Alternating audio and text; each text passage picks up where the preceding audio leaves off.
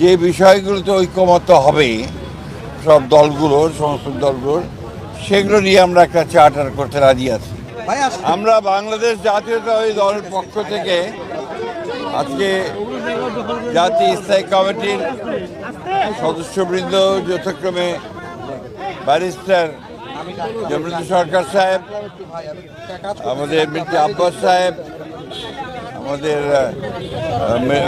নজরুল ইসলাম খান সাহেব, আমাদের সালাউদ্দিন সাহেব, মোহাম্মদ টুকু সাহেব, আমির খসরু সাহেব, আমরা আজকে সবাই এসেছিলাম প্রধান উপদেষ্টার সঙ্গে দেখা করে তাকে আমাদের উদ্বেগের কারণগুলো, আমাদের কনসার্নগুলো আমরা জানিয়েছি।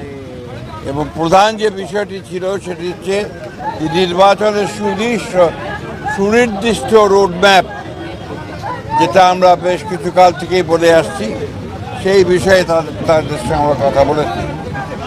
আমরা বলেছি যে বর্তমানে রাজনৈতিক যে পরিস্থিতি আছে এবং দেশের যে অবস্থা, তাতে করে আমরা বিশ্বাস করি এখানে অতি দ্রুত একটি গ্রহণযোগ্য নির্বাচনের মধ্যে দিয়েই সমস্যাগুলোর সমাধান করতে হবে।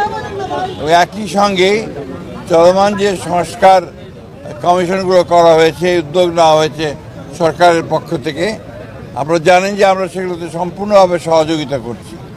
এবং গত কয়েকদিন আগে আমাদের সেই সংস্কারের যে আমাদের মতামতগুলো আমরা দিয়েছি এবং আগামীকাল সম্ভবত আমাদের সঙ্গে বৈঠক আছে।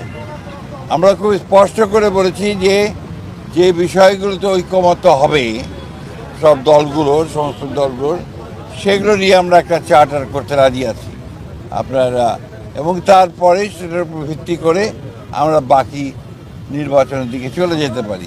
এবং বাকি সংস্কার যেগুলো আমরা একমত হব, সেটা আমরা অবশ্যই আমাদের রাজনৈতিক দলগুলো যা নির্বাচিত হয়ে আসবেন তারা সেগুলোকে বাস্তবায়িত করার ব্যবস্থা নেবেন। এটাই ছিল আমাদের কথার মূল কথা।